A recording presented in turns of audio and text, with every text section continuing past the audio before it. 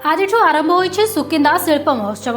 यह महोत्सव 5 दिन धरी हेबाकु थिबा बेले प्रथम दिन में दानगदी मिलिटारी छक ठारू एक विशाल गणदौड़ आरंभ होइथिला।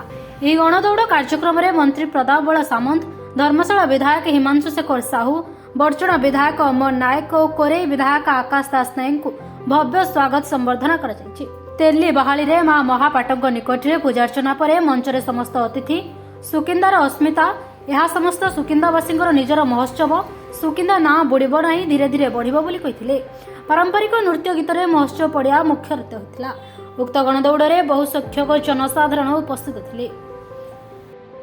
सुकिंदा शिल्प महोत्सव आसीलु जो उद्घाटन डाकी मंत्री डाकी समस्त पहुँचले। एठिकार जो भव्य स्वागत और एठिकार जो भाईचारा सुकिंदार देखिलु निश्चय आम समस्ते गर्वित और यह जाजपुर को कौन ना कौन जगह संकेत दौर आम समस्ते एक है कि जाजपुर माँ माटी की केमती आगू नहीं जीव यहाँ देखिपुर जो धर्मशाला रोला जो बड़चणा रोला जो कोरे रोला समस्त मंत्री आम विधायक जाजपुर एवं समस्ते एक ही गोटे जगह बसुचे। आज मंच पर कहले भी मंत्री आम समस्ते गोटे महोत्सव गोटे जगह एक है कि केमिति सुकिंदा धर्मशाला बड़चणा कोरेई विंझारपुर बरी केमिति सारा जाजपुर उन्नति हम तार परिकल्पना चली।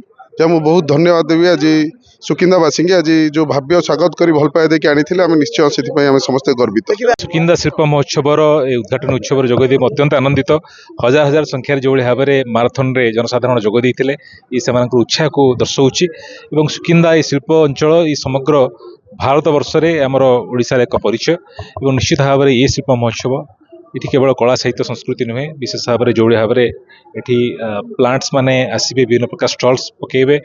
एटिकार जो स्थानीय युवक मैंने अच्छा से भाव में अधिक अधिक रोजगारक्षम हो पारे से दिगरे से एक सूचना पाइपर। तेणु ये शिल्प महोत्सव भावुँ आगामी दिन में जातीय स्तर में ना कर मोर आशा और विश्वास जे निश्चित भाव में ये शिल्प महोत्सव कला साहित्य संस्कृतिर मंच सहित शिल्पर प्रचार प्रसार मंच हम। ब्यूरो रिपोर्ट खोला खबर।